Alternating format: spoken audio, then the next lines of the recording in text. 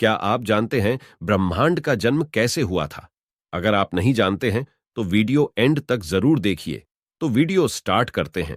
अभी तक हमारे पास ऐसी कोई टेक्नोलॉजी नहीं है कि समय में पीछे जाकर पता लगाएं कि ब्रह्मांड का जन्म कैसे हुआ था। पर वैज्ञानिकों द्वारा विकसित की हुई कुछ थ्योरी है जिससे हम जान सकते हैं कि इसका जन्म कैसे हुआ था। इसमें सबसे प्रचलित थ्योरी है बिग बैंग थ्योरी। जब यूनिवर्स में कुछ नहीं था, या कहे यह ब्रह्मांड ही नहीं था, तब समय और अंतरिक्ष का भी अस्तित्व नहीं था। चलिए अब जानते हैं कि इसके बाद ब्रह्मांड कैसे बना। How universe form. जब ब्रह्मांड फैलना शुरू हुआ, तब यह इतना गर्म था कि किसी भी वस्तु का अस्तित्व संभव नहीं था। चारों तरफ बस ऊर्जा ही ऊर्जा थी। फिर बिग बैंग के 1 सेकंड बाद प्रोटॉन और न्यूट्रॉन जैसे कण अस्तित्व में आए। अगर इस समय हम वहां मौजूद होते तो भी कुछ नहीं देख पाते, क्योंकि उस समय प्रकाश के कण अस्तित्व में ही नहीं थे, जिसके बिना किसी भी वस्तु को देखना असंभव हो जाता है।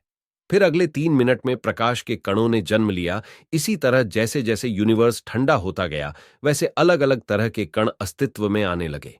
अगले 3,80,000 साल में यह इतना ठंडा हो गया था कि एक अणु की रचना कर सके, जिसके अंदर इलेक्ट्रॉन और प्रोटॉन होते हैं।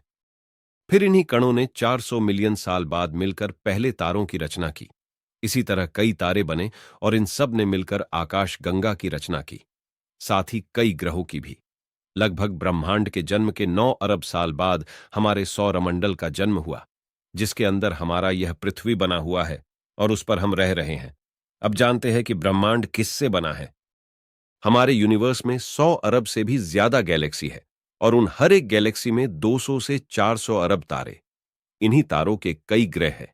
तो क्या यह संभव नहीं है कि इतने सारे ग्रह में से कहीं पर भी जीवन ना हो?